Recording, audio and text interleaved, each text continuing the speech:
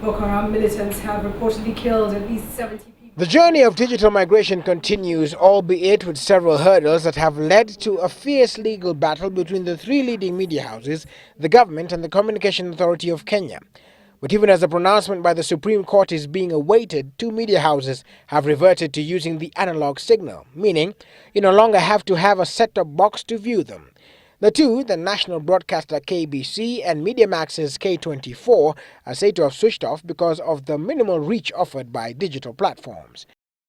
As it stands, the government has allocated pay TV outfit Star Times, which is run by Chinese-owned Pan-African Network Group (PANG), some 120 digital frequencies and allowed GeoTV and its parent company MultiChoice of South Africa access to Cygnet's 53 digital frequencies. Cygnet is a subsidiary of the Kenya taxpayers-funded state broadcaster KBC. Now, despite all this, which the three leading media houses, Citizen TV, KTN and NTV, term as unfair, KBC and K24 are back. Well-placed sources say that with 60% of Kenyans without set-top boxes, the two media houses could not enjoy the current reach afforded by analog broadcast, and as such, the switch was necessary to have them back on the same playing field with the three leading media houses as all await the Supreme Court ruling. This even as the two media houses insist that they are still for digital migration. Kenya is not the only country to be hit by the switching back and digital migration controversy. In May 2013, there were reportedly confusion between Zambian authorities and a Chinese firm over a tender of the country's digital migration project.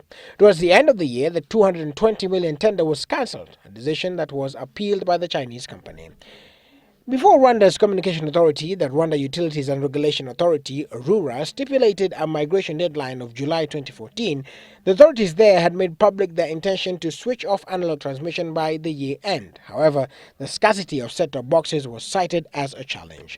For South Africa, pundits say it will be interesting to see when state-owned controlled broadcasters will decide to switch off analog signals. Last week, Deputy President William Ruto urged the Communication Authority of Kenya to be fair in its allocation of digital frequencies to avoid pushing local investors out of business. Our first line of investors should also be our domestic investors. And I couldn't agree with you more that we should give our domestic investors preference and give them the environment for them to create wealth, because that is wealth we are sure is going to remain in Kenya, apart from the taxes. This even as Kofek now says that the government should offer a level playing field by offering the third digital license to KTN, NTV and Citizen Television. Option allegations by Mbeere North MP Willis Raburu, Citizen Live at 9, Nairobi. Political circus meant to distract his development agenda. The governor, who has since been impeached